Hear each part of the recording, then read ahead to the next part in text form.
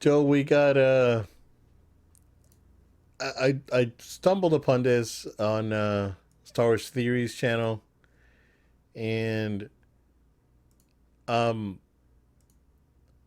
we've been talking about it, the last few weeks, right? It was like last time we had the podcast. We talked about being a level-headed fan and not getting your feelings get too personal and get into the personal space of the creatives and the people that are behind Lucasfilm at the moment, right? Um, there's an article floating around. Star Wars Theory covered it, and then I saw a few other Star Wars YouTubers cover it, and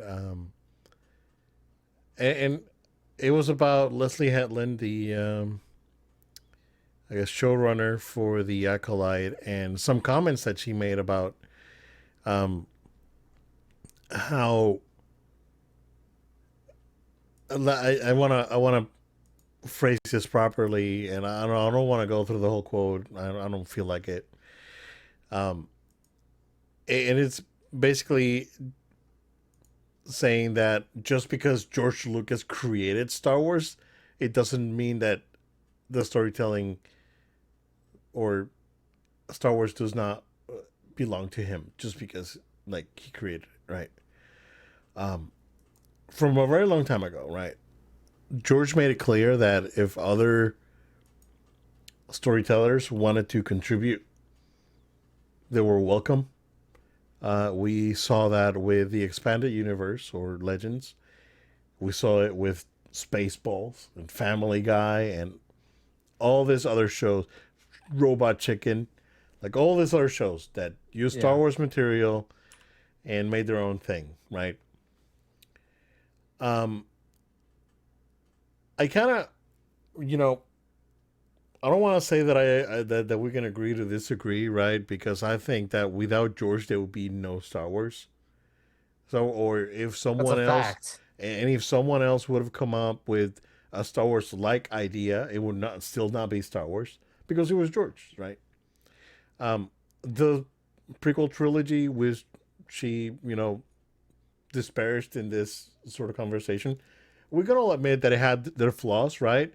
But as time went by, we were able to appreciate the what George was trying to do at that point in time, right? Um, they're a product of its time. I think Episode 3 is better than half of the Disney stuff, if not more, right? Um, and you know, sure, other people can apport and do do their own stories, and I think that's totally fine, right? LucasArts did it with Dark Forces and Jedi Knight and all these other stories that George didn't come up with, uh, that were part of the expanded universe now Legends, and that's totally fine, right? But to to have the gall and say that he's not to be held responsible for Star Wars when he alone created it, that's preposterous to me, right? And it brings to the point. I am not watching The Acolyte. I'm I'm not. Out of respect for George, I'm not watching The Acolyte. I'm done. I'm telling you, dude. I'm taking this seriously. I'm not watching it. I'm not watching it. I'm sorry. I'll watch Mando. I'll watch whatever. I'll watch Ahsoka, and I'll watch Mando, and I'll watch Filoni's movie whenever that happens. We'll talk about it later. But I'm not watching The Acolyte. I'm not. I'm done. No, no. You're bringing. Uh, you know, I don't want to say guilty by association, right? But look it up. Who she was before miraculously landing this gig for Star Wars. Um yeah. She can do whatever story she wants. I just don't want to partake in it, and I am not watching The Acolyte. And plain and simple, as someone who, again, Star Wars is its number one thing. Love Star Wars. You know, it's like you ever watch that movie with what was it called? With Jimmy Fallon and Drew Barrymore about he was like a Chrissy like Boston Red Sox fan. I think I have. Fever I know what you're pitch, talking yeah, about. fever pitch, yeah. Yeah. it's like it's like Red Sox procreating and breathing, right? It's like for me it's like family, Star Wars and breathing, kinda, right? That's my but so honestly, like I love Star Wars. And and I would consume everything Star Wars. No more. No more. I'm done, Joe. I'm done. I don't care if this thing gets glowing reviews. Um, I'll watch recaps online and impressions. I will not click on it on Disney Plus. I would rather give um I don't know, the guys over at like previewed on YouTube, which I've followed for a while. I'll watch it with them. I'd rather give them the click and not Disney. But like me going out of my way on a Wednesday morning to just watch it before I go to work, I'm not. I'm done. I'm not gonna watch this thing. So I don't know if you want to, share your thoughts about whatever's going on over there at Lucasfilm, but that's on top of like Kathleen Kennedy getting like roasted basically by Spielberg premiere. So go ahead, dude. I'm sorry. No, no, you're good. You're good. See, you get raw and transparent stuff because we're fans and we really care about these properties. If you guys haven't noticed, um, you brought this to my attention because originally I had not heard about this, and then you shared it with me. And I got to check in, and I get because I wanted to make sure I got a little more context around it. Not gonna lie, I personally did not listen to the podcast she was on, so I only am hearing a snippet, and I'm only judging a snippet, not maybe the whole context of what was fully going on. But I think I get enough of a pulse to kind of see a little bit of where this is at. But really just understanding that she was trying to take the tour theory and say that that is inherently misogynistic and it limits opportunities for other people. Typically only benefits the man at the top to get all the credit and everyone else doesn't. And when I got just breaking down just a certain part of it, it's crazy because a part of what she's saying, you would be like, oh, I understand where you're coming from, like I could see some of your points, right, whatever. But the thing is, a lot of the stuff she was saying is fact checked because she decided, instead of just making this as a general statement, she's, for whatever reason, felt to bring in George Lucas and the original Star Wars into this because she was like, basically saying how she was doing her research upon, just original like concept art and just original, stuff that was being worked on at the time. And just looking at, like with Ralph McQuarrie and just, the work with some of these people involved early on with Star Wars, just trying to get an understanding of its origins deeper. And which is cool if you have access to work, like, to put this all aside, if I have access to work on something for Star Wars and I get access to like some of these original files and Yeah, yeah, whatever, yeah. dude, you better be serious. I'd be reading all that Totally. stuff. Totally. But anyways, I digress. Um, the thing is, when you when it comes to judging, like with the whole auteur theory, and I'm not going to break into that theory as a point, but you can check it on your own, right? And come up with your own feelings about it. People see called it the auteur myth, but when you're basically saying that the director has it gets more of the credit and is considered more of the author than the script writers or anyone else involved, producers or any of the people in the process. I think I think especially someone like even like her, like she's a little bit misunderstanding. Yes, like getting all the credit. Yes, that could be a little bit misleading because there's many moving parts into what makes something great. But at the same extent, all the failures, a lot of times this person has to also carry the brunt for, right? Like, if a movie does really bad, they're not going after the writers. Yeah. Sometimes they'll go after the actor, but most often it's the director that's going to get dragged through the mud. He had to go through the episode 1 crap, dude. He had to go through it. And in this situation, although George may not have written everything, it was his original idea. And we have enough information behind the scenes to understand that he really did drive the entire thing. Oh, totally. Does that mean that he should take all the credit for Star Wars? No.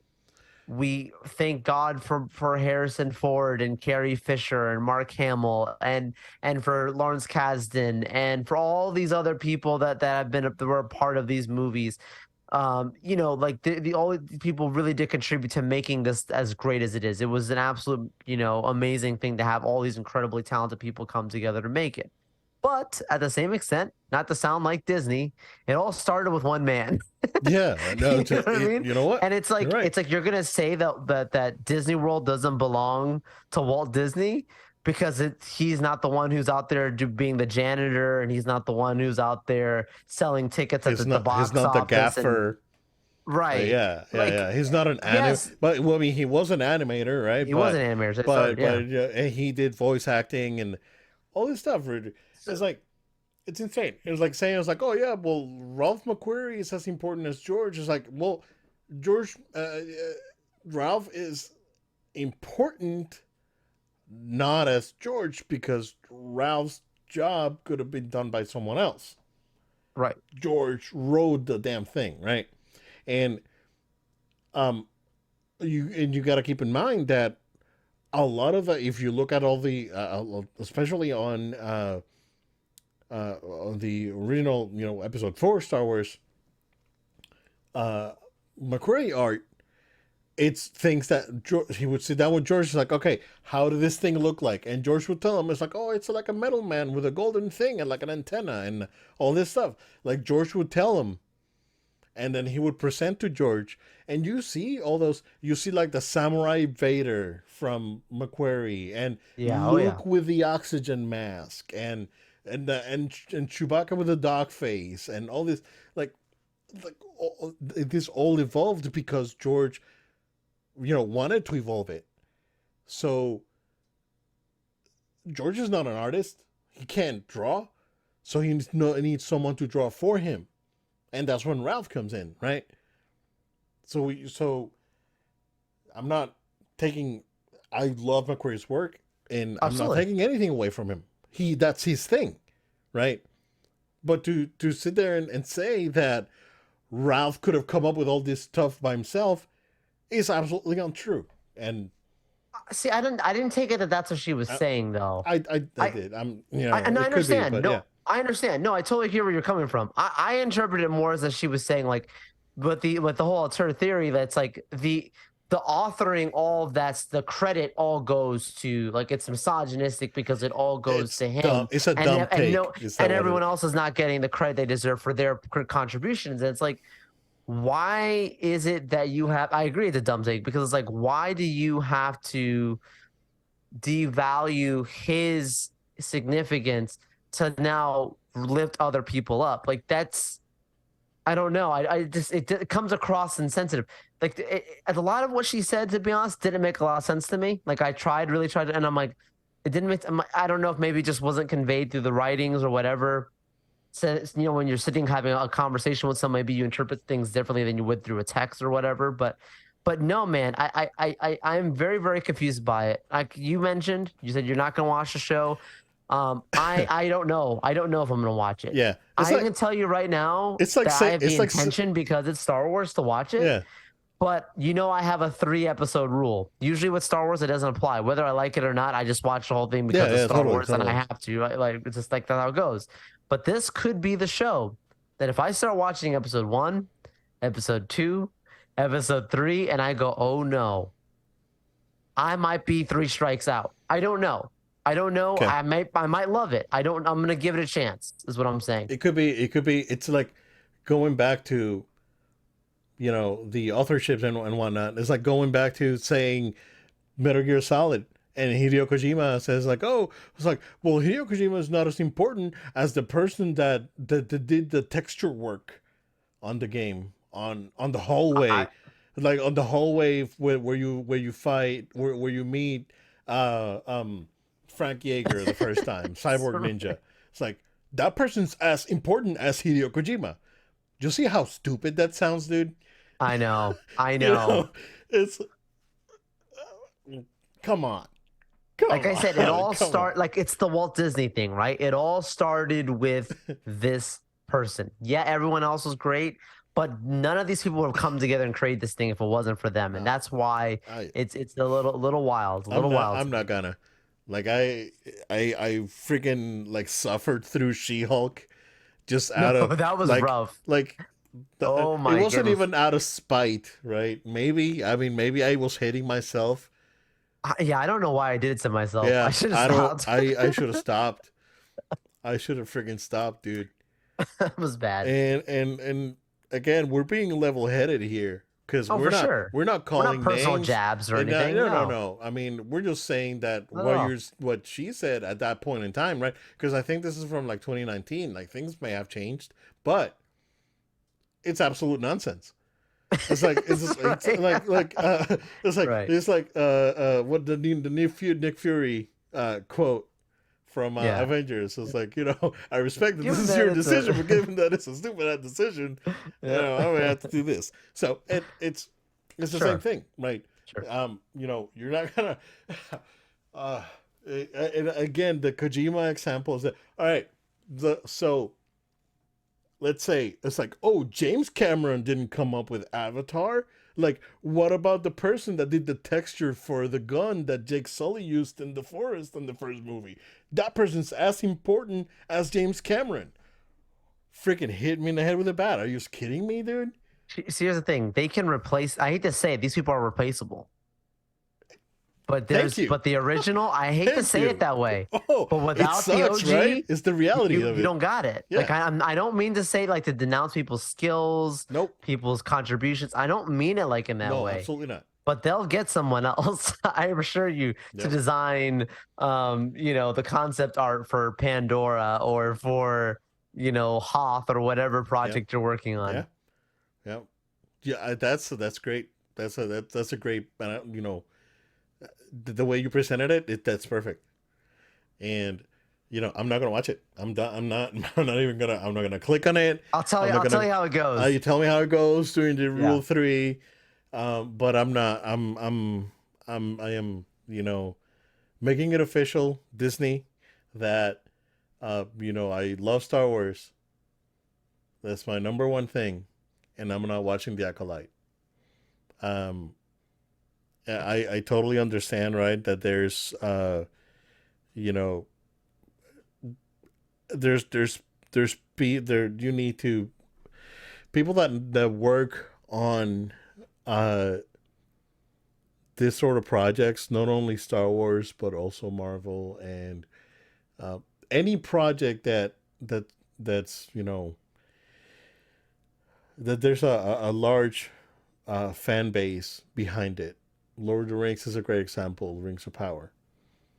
You have to the people running the show. They need to not only be able to be a good director or writer, they need to also love the product and they also need to be a fan of the product, right? I think Ryan Johnson can come up with some really cool stuff. Was he a good choice for Star Wars? No. Right? And that's where we see it, right? Um, I think Chris Terrio does great patchwork on movies. Was he a good choice for Star Wars? No. And that's I don't know what the She-Hulk people did. Were they a good choice for She-Hulk? It was like their first Absolutely time not. doing No. yeah. No, it's not. Yeah. So, not watching it. Tell me how it goes. Rule 3, and we can go from there. But Joel, If it ever comes out. oh, this thing's it's coming out. It's coming out. I know, It's I coming know. out.